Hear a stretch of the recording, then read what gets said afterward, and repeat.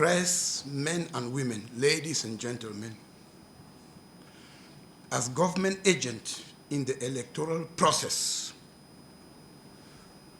I invited you once again this Saturday, October 25th, 2025, to inform you on certain events that could seriously jeopardize the security of our nation at a time when we are gradually moving towards the proclamation of the results of the President of the Republic of the October 12, 2025 election.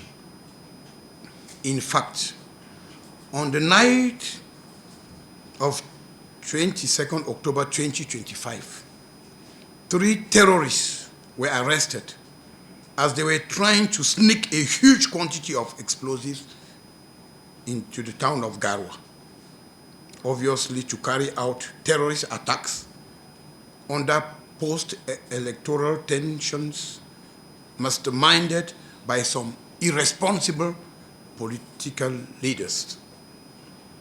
Their planned modus operandi is to infiltrate groups of protesters and commit terrorist attacks leading to the loss of human lives, which could later be attributed to the forces of law and order.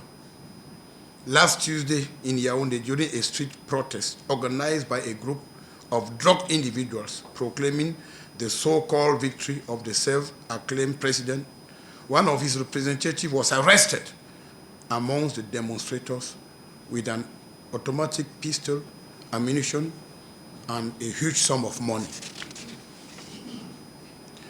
This individual of dubious morality could have opened fire on the crowd so that such a heinous act should be falsely attributed to security forces.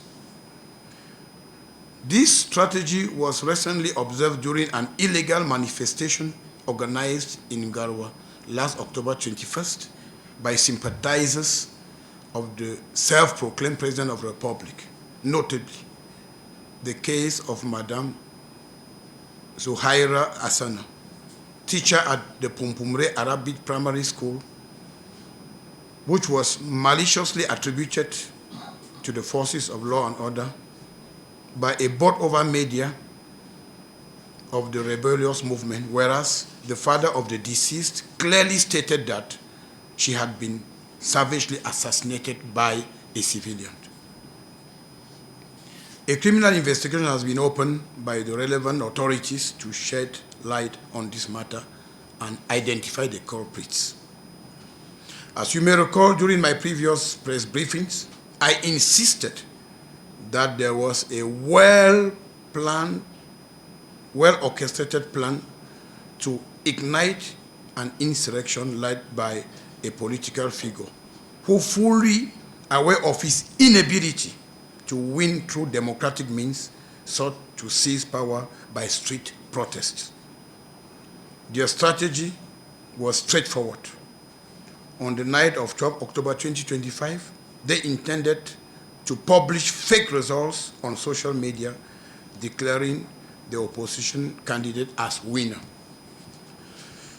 Recent events in our country have clearly confirmed the concerns that I raised with you. In the early hours of 14 of October 2025, a candidate in the recent presidential election, after flooding social media with false and incomplete results, proceeded to unlawfully declare himself winner of the election. Acting on his promptings, his supporters organized a violent protest in several parts of the country, particularly in Chang, which led to the destruction of public infrastructure. However, thanks to the professionalism of our security forces and administrative authorities, public order has been restored. Calm now prevails throughout the national territory. I would like to emphasize that in connection with this insurrectional movement, investigations have been opened and a number of people have already been arrested. Others are actively being hunted and will be held accountable for their actions before the competent courts. Ladies and gentlemen, as you all know, in the early 90s, our country suffered the tragic consequences of rebellion with the advent of multi-party politics. Indeed, since 2016, the Northwest and Southwest regions have been facing security crisis that continues to affect the populations of these regions, in addition to the attacks by Boko Haram in the far north region, whose disastrous effects are severe on the economic and social development of these regions in particular and our nation in general. Cameroon can therefore not afford the luxury of a new security crisis, which would worsen the sufferings of our compatriots and jeopardize the implementation of our country's development policy so well defined by the head of state, His Excellency President Paul Biya. Calls for protests by certain politicians with an obsession for power undoubtedly create conditions for security crisis. As a minister in charge of liberties, I would like to remind everyone that the right to protest is guaranteed by the laws and regulations enforced in the nation.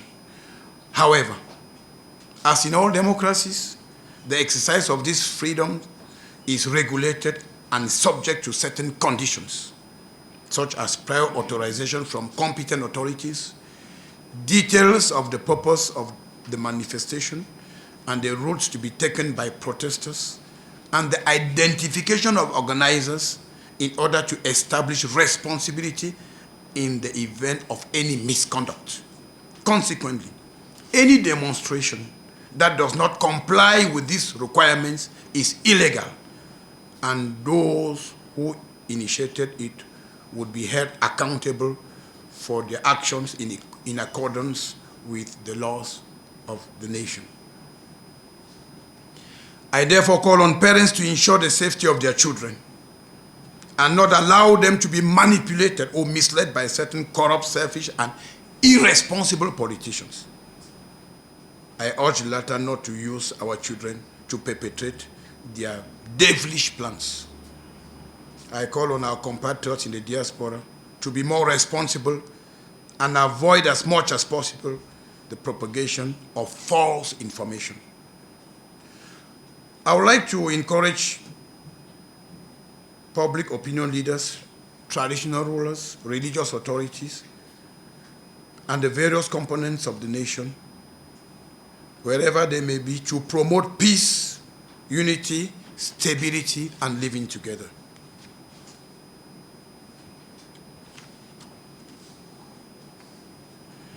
We know we can count on the democratic majority of Cameroonians and their deep-rooted commitment to peace and living together, values dear to the President of the Republic, His Excellency, President Paul Biya. I take this opportunity to call upon media professionals to uphold their Republican duty of informing, educating, and raising awareness amongst population. They will certainly recall the destructive role played by the so-called hate media during the genocide that occurred in an East African country some years ago. Let it be clear, and I want to say it clearly, that any media outlet promoting insurrection, spreading hate speech, or false information will face the full force of the law, sooner or later. Cameroon, a beautiful country, is a state governed by the rule of law. And any dispute regarding the results of the election must be brought before competent authorities in strict compliance with the law.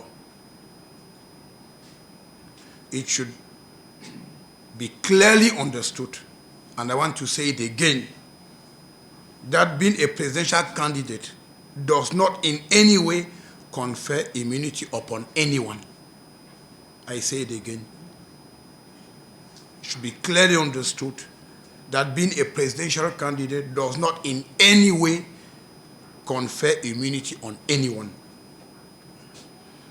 I wish to reassure the population that the state has taken all necessary measures to maintain order and to prevent any attempt to create disorder or to destabilize our country.